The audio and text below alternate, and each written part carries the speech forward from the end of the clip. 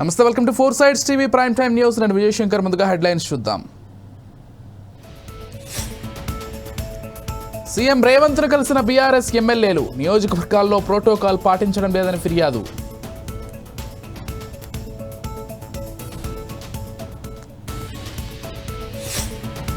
హైకోర్టులో యాంకర్ శ్యామలకు ఊరట, అరెస్ట్ చేయొద్దంటూ పోలీసులకు ఆదేశం.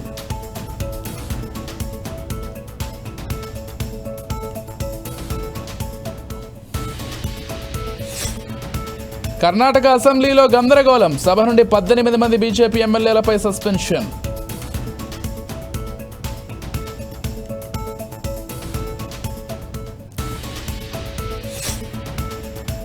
తెలుగు రాష్ట్రాలకు 3 రోజుల పాటు వర్ష సూచన, పలు జిల్లాలకు ఐఎండీ హెచ్చరికలు.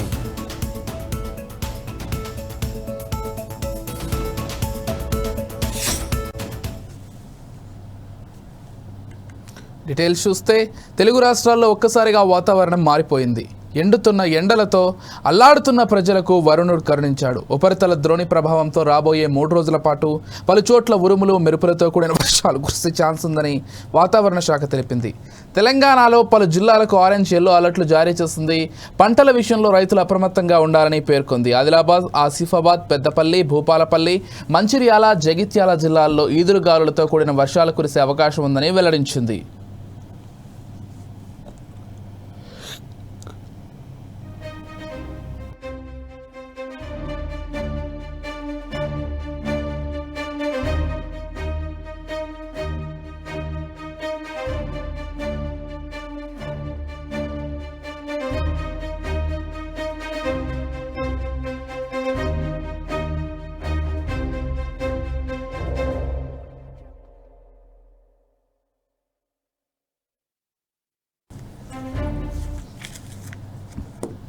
తెలంగాణ అసెంబ్లీలోని సీఎం ఛాంబర్లో రేవంత్ రెడ్డిని బీఆర్ఎస్ నేతలు హరీష్ రావు, పద్మారావు కలిశారు.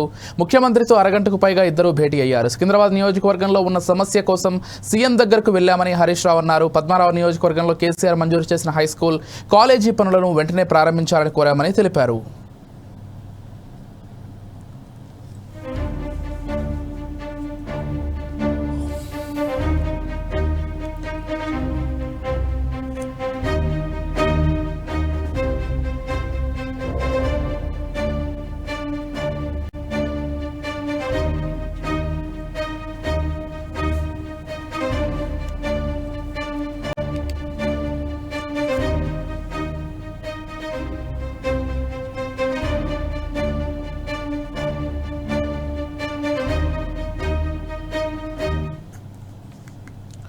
తెలంగాణ అసెంబ్లీలోని సీఎం ఛాంబర్లో రేవంత్ రెడ్డిని బీఆర్ఎస్ నేతలు హరీష్ రావు, పద్మారావు కలిశారు. ముఖ్యమంత్రితో అరగంటకు పైగా ఇద్దరు భేటీ అయ్యారు. సికింద్రాబాద్ నియోజకవర్గంలో ఉన్న సమస్య కోసం సీఎం దగ్గరకు వెళ్లామని హరీష్ రావు అన్నారు. పద్మారావు నియోజకవర్గంలో కేసీఆర్ మంజూరు చేసిన హైస్కూలు, కాలేజీ పనులను వెంటనే ప్రారంభించాలని కోరామని తెలిపారు.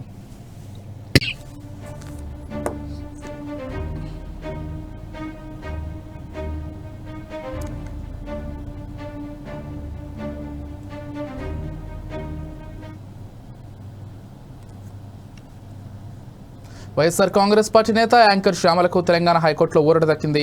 బెట్టింగ్ యాప్ ప్రమోట్ చేస్తున్నందుకు ఇటీవల హైదరాబాద్లోని పంజాగుట్ట పోలీస్ స్టేషన్లో శ్యామలపై కేసు నమోదైంది. దీనిపై హైకోర్టును శ్యామల ఆశ్రయించారు. తనపై నమోదైన ఎఫ్ఐఆర్ క్వాష్ చేయాలని పిటిషన్లో పేర్కొన్నారు. దీనిపై విచారణ జరిపిన హైకోర్టు ఇరు వర్గాల వాదనలు విన్న తర్వాత శ్యామలను అరెస్ట్ చేయొద్దంటూ పోలీసులను ఆదేశించింది. అయితే ఇదే సమయంలో విచారణకు సహకరించాలని యాంకర్ శ్యామలను హైకోర్టు ఆదేశించింది. సోమవారం నుండి పోలీసులు ఎదుట విచారణకు హాజరు కావాలని స్పష్టం చేసింది.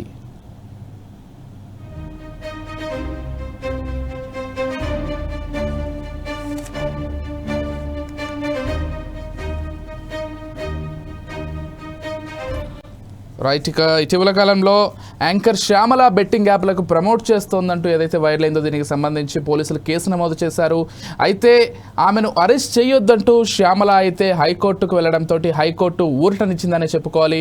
క్వాష్ చేయాలని పోలీసులను ఆదేశించడంతో శ్యామల మొత్తంగా అరెస్ట్ నుంచి తప్పించుకున్నట్లుగా అయింది. అయితే ఖచ్చితంగా శ్యామల పోలీసులకు విచారణలో సహకరించాలని హైకోర్టు స్పష్టం చేసింది.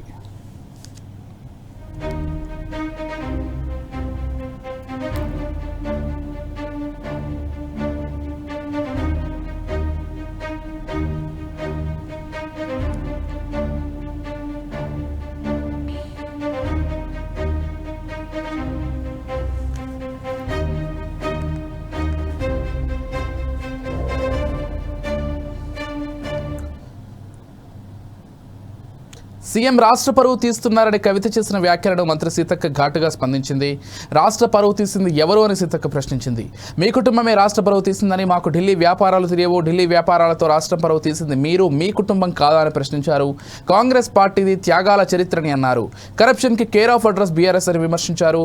ప్రజలు 10 ఏళ్లు అధికారం ఇస్తే 10 ఏళ్ల పాటు అడుగడుగున అన్యాయం చేశారని మండిపడ్డారు. మీ కుటుంబం తీసుంటుంది, మీరు తీసుంటారు తప్ప మేము తీయలేదు.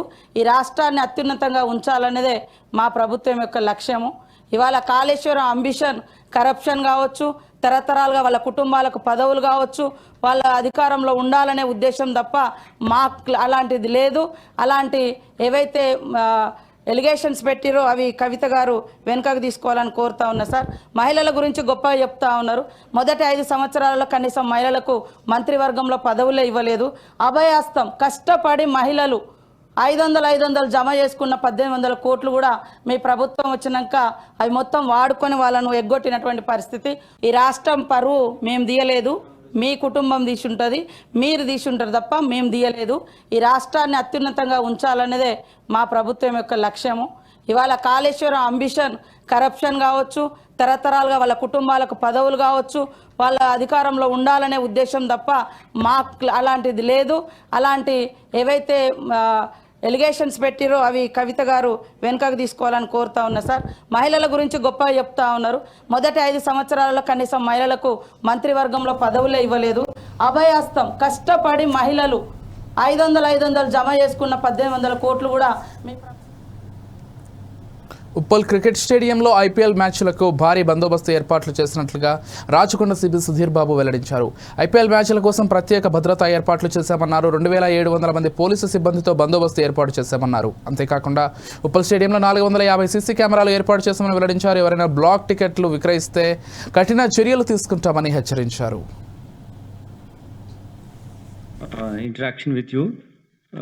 We know the IPL is very significant event in our city, which is the brand image of Hyderabad city, and most professional performance of both media, HCA, police, everything is in a kind of showcase manner. It will be there. So this is the 18th edition of Tata IPL 2025 is going to start on 23rd of this month.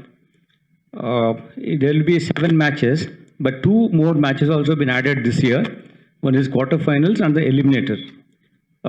By 10th, it will start on 23rd, 10th of May. All the matches of 7 matches will be concluded. After on 2 matches, quarterfinals, on 21st, 28th is the quarterfinals. 21st will be the eliminator match. Total 19 matches. Total 9 matches will be played over here. First match, which is starting on 23rd, will be the day match. All of the matches will be the night ones, and we made arrangements for this purpose. Total, the capacity of the stadium is 39,000.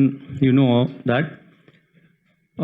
We, for that purpose, almost 3,000 police officers will be on the duty, which including law and order, SOT, traffic, crimes, SHE teams, our armed forces, CAR, anti-sabotage check purpose, CSW, city security wing, then Octopus from the headquarters, state headquarters.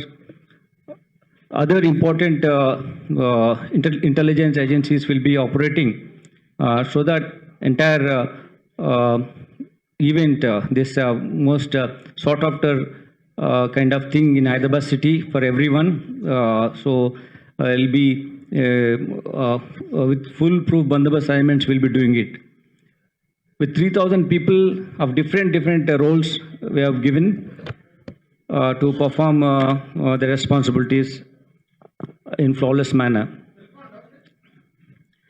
450 CC cameras are kept around the stadium, covering the parking places, gates and all. Then we have a command control center, which has been manned by our IT cell. And then BCCI will have their representatives in that, and then sponsors will also, Sunrisers will also have their personnel over there. Lot of VIPs would be also visiting apart from spectators, or like enthus and all. So for that purpose, we have been focusing on enhanced security initiatives. For that purpose, CC cameras and then monitoring the entire event is most important, and this is one of the desideratum for the bandobast. We'll take care of it. Anti-sabotage check for purpose, BD teams are there. Every day the match is there. We will follow it up, ensure that proper bandobast arrangements for anti-sabotage check purpose. It will be done a day before the match starts and on the match, and after the match also it will be done. Then otherwise all the 2 months time it will be under total control of our BD team and other police checks. BCCI also having their representatives. We will also take their inputs. Ambedkar Konaseema జిల్లా అమలాపురంలో medical షాపులపై vigilance and enforcement అధికారులు తనిఖీలు చేపట్టారు. Enforcement అధికారిని స్నేహిత ఆధ్వర్యంలో అమలాపురం పట్టణంలో chemist and druggist మందుల షాపులలో రాష్ట్ర డీజీపీ హరీష్ కుమార్ గుప్తా ఆదేశాల మేరకు ఆపరేషన్ గరుడను చేపట్టినట్లు విజిలెన్స్ ఇన్స్పెక్టర్ మధు వెల్లడించారు. నేను రాజమండ్రి విజిలెన్స్ ఎన్ఫోర్స్మెంట్ ఇన్స్పెక్టర్ని. నా పేరు జి మధుబాబు. ఈరోజు ఆంధ్రప్రదేశ్ గౌరవనీయులైనటువంటి డీజీపీ హరీష్ కుమార్ గుప్తా గారి యొక్క ఆదేశానుసారము గరుడా టీమ్స్, గరుడా ఆపరేషన్ గరుడా అనేది ఒకటి ఈవేళ లాంచ్ చేయడం జరిగింది. దాని యొక్క ముఖ్య ఉద్దేశం ఏంటంటే ఆంధ్రప్రదేశ్లో మత్తు కలిగించే మెడిసిన్స్ యువతకి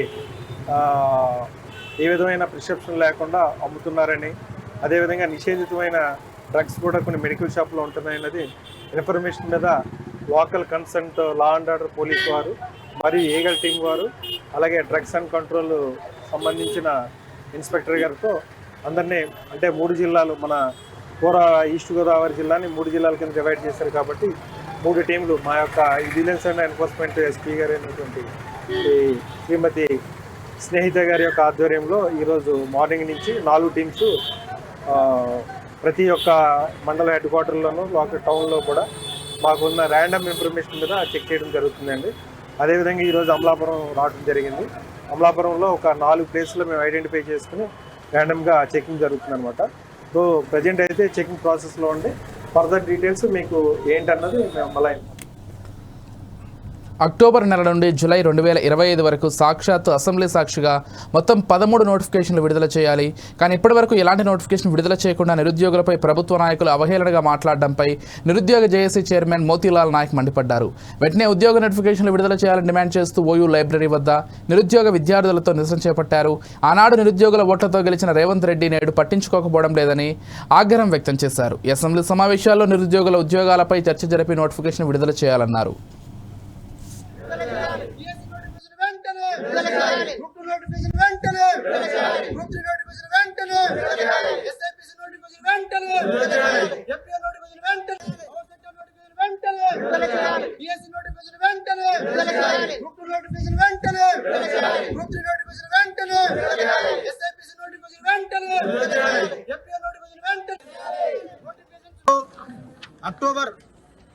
అక్టోబర్ నెల నుంచి మొదలు పెడితే 2025 జూలై వరకు సాక్షాత్తు అసెంబ్లీ సాక్షిగా మీరు మొత్తం 13 నోటిఫికేషన్ వేయాలి. ఎస్సీ వర్గీకరణ కోసం 2 నెలలు ఆగమన్నారు. మేము 6 నెలలు ఆగినాం. ఆగిన తర్వాత బిల్లు పాస్ అయిన తర్వాత మీరు మాకు నోటిఫికేషన్ వేస్తారేమో అని చెప్పేసి ఆశపడితే ఎదురు చూస్తే మీరు ఉద్యోగాలు ఎక్కువయ్యి, నిరుద్యోగులు బలుపు ఎక్కువయ్యి, పోస్టుల కోసం మాకు వద్దు అని చెప్పేసి మేము రోడ్డు మీద ఎక్కినామని చెప్పేసి డిప్యూటీ సీఎం మరియు సీఎం గారు చెప్పినటువంటి మాటలు మేము తీవ్రంగా ఖండిస్తా ఉన్నాం. ఈసారి నిరుద్యోగుల కోసం అసలు కాంగ్రెస్ పార్టీ ప్రభుత్వంలో వచ్చిందే ఉద్యోగాలు ఇస్తామని చెప్పి గ్రూప్ 2 పోస్టు పెంచమని చెప్పినాం, మీరు పెంచలే. గ్రూప్ డిఎస్సి పోస్ట్ పోన్ చేయమన్నాం, చేయలేదు. సంవత్సరంలో 2 లక్షల ఉద్యోగాలు అన్నారు, వేయలేదు. జాబ్ క్యాలెండర్ వేస్తామన్నారు, అది లేదు. వర్గీకరణ అన్నారు, దానికోసం వెయిట్ చేయమన్నారు, వెయిట్ చేసినాం. ఇంకా మీకు ఏ అంశం మీకు అడ్డు వస్తుంది? మీకు ఉస్మానియా యూనివర్సిటీ నుంచి మొదలు పెడుతున్నాం. ఇప్పుడు మాకు నోటిఫికేషన్ విడుదల చేయాలి, అన్ని నోటిఫికేషన్స్ విడుదల చేయాలి. విడుదల చేయకుండా మీరు ఎలక్షన్స్ కనుక పోతే మీకు పుట్టగతులు లేకుండా చేస్తామని చెప్పేసి నేను ఈ సందర్భంగా హెచ్చరిస్తా ఉన్నా. ఒకటి. రెండోది, మాకు ఏప్రిల్ 1 తారీఖు కల్లా మేము ఈ సందర్భంగా ప్రభుత్వానికి ఏప్రిల్ 1 తారీఖు కల్లా మాకు దీని మీద స్పష్టమైనటువంటి నోటిఫికేషన్స్ కనుక విడుదల చేయకపోతే సరూర్ నగర్ స్టేడియంలో నిరుద్యోగ సింహగర్జన పెడతాం. అక్కడ కూడా మీరు నోటిఫికేషన్ విడుదల చేయకపోతే 1000 మందితో ఢిల్లీ ముట్టడి చేస్తాం. అక్కడ కూడా మీరు విడుదల చేయకపోతే సాక్షాత్తు ఏఐసిసి పార్టీ ఆఫీస్ ముందర మరో ఆమరణ నిరాహార దీక్ష కూర్చుంటాయి. ఈసారి బీఆర్ఎస్ నాయకులు మాజీ మంత్రి హరీష్ రావు మీడియాతో మాట్లాడుతున్నారు. ఇప్పుడు ఆ లైవ్ చూద్దాం. ఎప్పుడు ఇస్తారంటే దాని మీద సమాధానం లేదు. ఇట్లా మేము అడిగిన ఏ ఒక్క అంశం మీద, అదేవిధంగా ఉద్యోగులకు ఇవాళ పిఆర్సీ కానీ డిఏల గురించి అడిగాం, దాని గురించి చెప్పట్లేదు. ఉద్యోగులకు డబ్బులు ఇవ్వమంటే అప్పులు ముట్టలేమంటున్నారు. కాంగ్రెస్ కార్యకర్తలకు మాత్రం 6,000 కోట్ల రూపాయలు ఇస్తాం, పంచి పెడతామని మాత్రం మాటలు ఇస్తున్నారు. అంటే ఉద్యోగులకు న్యాయబద్ధంగా హక్కుగా రావాల్సిన డబ్బులు ఇవ్వమంటే ఇవాళ డబ్బులు లేవని ముఖ్యమంత్రి ఉల్టా దబాయిస్తున్నాడు. భట్టి గారు దాటవేస్తున్నారు. బీఆర్ఎస్ ప్రభుత్వం మా ఉపాధ్యాయులకు 73% పిఆర్సీ ఇచ్చింది. కానీ మీరు పిఆర్సీని ఇస్తలేరు, 4 డిఏలు పెండింగ్లో పెట్టిండ్రు, బకాయిలు ఇవ్వడం లేదు, రిటైర్డ్ ఉద్యోగులకు రావాల్సిన బెనిఫిట్లు ఇవ్వట్లేదు. ఒకవైపు ముఖ్యమంత్రి గారేమో 1,00,000 కోట్ల రూపాయలతో మూసి ప్రాజెక్టు కడతా అంటుండు, హైదరాబాద్ సుందరీకరణ చేస్తా అంటున్నాడు, మరి ఎక్స్ప్రెస్ ఎలివేటెడ్ హైవేలు కడతా అంటున్నాడు. ఉద్యోగులకు డబ్బులు ఇవ్వమంటే లేలే పైసలు లేవు అంటున్నాడు. మా పోలీసు వాళ్ళకు కూడా పాపం వాళ్ళకి ఇవ్వాల్సినటువంటి టీఏ బిల్లులు పెండింగ్ పెట్టిండ్రు, సరెండర్ లీవ్ బిల్లులు పెండింగ్ పెట్టిండ్రు. పోలీసు వాళ్ళు పొద్దున్నాక ఇవాళ నిన్ను కాపాడుతుంటే వాళ్ళకిచ్చే సరెండర్ లీవులు టీఏ బిల్లులు మా హోంగార్డులకు పోలీసులకు కూడా ఇవ్వకుండా ఈ రేవంత్ రెడ్డి ఇవాళ అన్యాయం చేస్తున్నాడు. అంటే ఉద్యోగులంటే ఈ ప్రభుత్వానికి చిన్న చూపు ఉన్నది, కాంట్రాక్టర్లకు మాత్రం పెద్దపీట, ప్రభుత్వ ఉద్యోగులంటే చిన్న చూపు. ఈ రకంగా ఈ ప్రభుత్వం వ్యవహరించింది. ఏది ఏమైనా 6 గ్యారంటీల గురించి మేము ప్రశ్నించాం. మహాలక్ష్మి గురించి అడిగితే సమాధానం లేదు. అదేవిధంగా మహాలక్ష్మి అక్క చెల్లెలకు 2,500 విషయంలో కానీ, అక్క చెల్లెల వడ్డీ లేని రుణం అడిగితే చెప్పరు కానీ అందాల పోటీల గురించి మాత్రం చాలా గొప్పగా చెప్పుకుంటున్నారు. ఈ రాష్ట్రానికి కావాల్సింది అందాల పోటీలు కాదు, అక్క చెల్లెలకు వడ్డీ లేని రుణం కావాలి. అక్క చెల్లెలకు మీ 6 గ్యారంటీల్లో మొదటి హామీ మహాలక్ష్మి కింద 2,500 ఎప్పుడు ఇస్తారో చెప్పండి, వృద్ధులకు 4,000 ఎప్పుడు ఇస్తారో చెప్పండి అంటే ప్రభుత్వం సమాధానం చెప్పకుండా సభ వాయిదా వేసుకొని పారిపోవడం సిగ్గుచేటు. ఈ సభలో ఈ రకమైన సాంప్రదాయం మంచిది కాదు. మీరు ఎంతసేపన్నా మాట్లాడండి అంటారు, క్లారిఫికేషన్ టైం అయిపోతే ఎట్లా? అన్ని అబద్ధాలు చెప్పి అవాస్తవాలు చెప్పి సభను తప్పుదోవ పట్టించి మధ్యలో అడిగితే లాస్ట్కి ఇస్తామంటారు. లాస్ట్కి ఏమో సభకులో అవకాశం ఇవ్వకుండా వాయిదా వేసుకొని ఈ ప్రభుత్వం పారిపోయింది.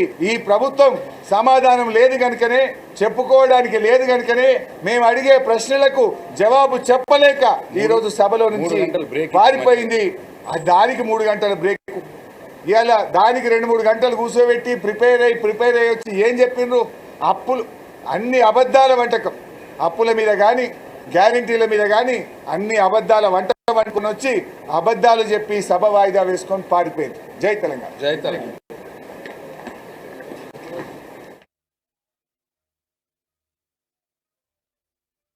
శాసనసభలో బీఆర్ఎస్ ఎమ్మెల్యే హరీష్ రావు అరాచక ప్రసంగం చేశారని కాంగ్రెస్ శాసనసభ్యుడు బాలు నాయక్ విమర్శించారు. 10 ఏళ్ల పాటు మంత్రిగా పనిచేసిన హరీష్ రావు సభలో ఇన్ని అబద్ధాలు మాట్లాడతారని అనుకోలేదని అన్నారు. పెద్ద ఎత్తున అబద్ధాలు చెప్పారని ఆరోపించారు. సమర్థ పాలన అంటే కుటుంబానికి మేలు చేకూర్చడం కాదని, అమరుల చితిమంటలను 10 ఏళ్లుగా పాలకులు తమ ఇంటి వెలుగుగా మార్చుకున్నారని ఫైర్ అయ్యారు. ధన్యవాదాలు తెలియజేస్తున్నాను అధ్యక్ష. ఒక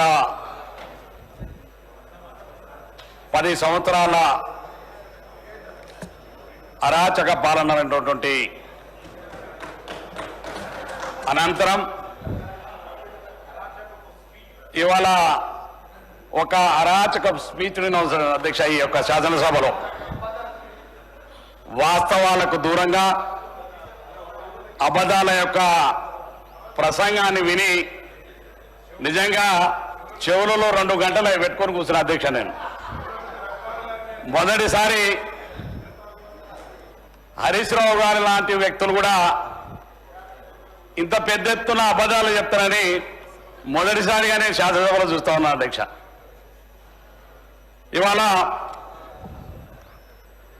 గౌరవ ఆర్థిక మంత్రి గారు ప్రవేశపెట్టినటువంటి 2025-26 బడ్జెట్ను మరి ఒక ప్రజారంజకమైనటువంటి బడ్జెట్ని బడుగు బలహీన వర్గాల పేద వర్గాలకు సంబంధించినటువంటి బడ్జెట్ని ఇవాళ గౌరవ డిప్యూటీ సీఎం గారు, ఆర్థిక మంత్రి గారు, గౌరవ ముఖ్యమంత్రి రేవంత్ రెడ్డి గారి నాయకత్వంలో ఈ బడ్జెట్ను ప్రవేశపెట్టడం జరిగింది అధ్యక్ష. గత పాలన మీరు చూసినారు అధ్యక్ష, ప్రాజెక్టుల పేరుతో అడ్డగోలుగా బొక్కేయడం కాదు అధ్యక్ష పరిపాలన అంటే. అదేవిధంగా పరిపాలన అంటే అధికారాన్ని అడ్డం పెట్టుకొని ప్రభుత్వ భూముల్లో.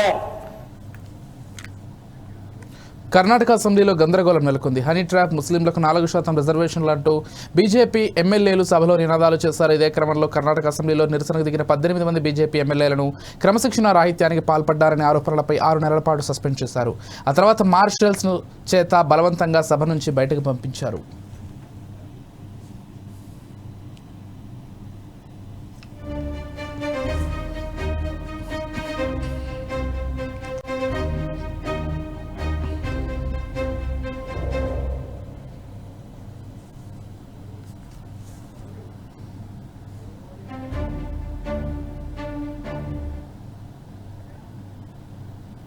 We built an updates. Keep watching 4 Sides TV.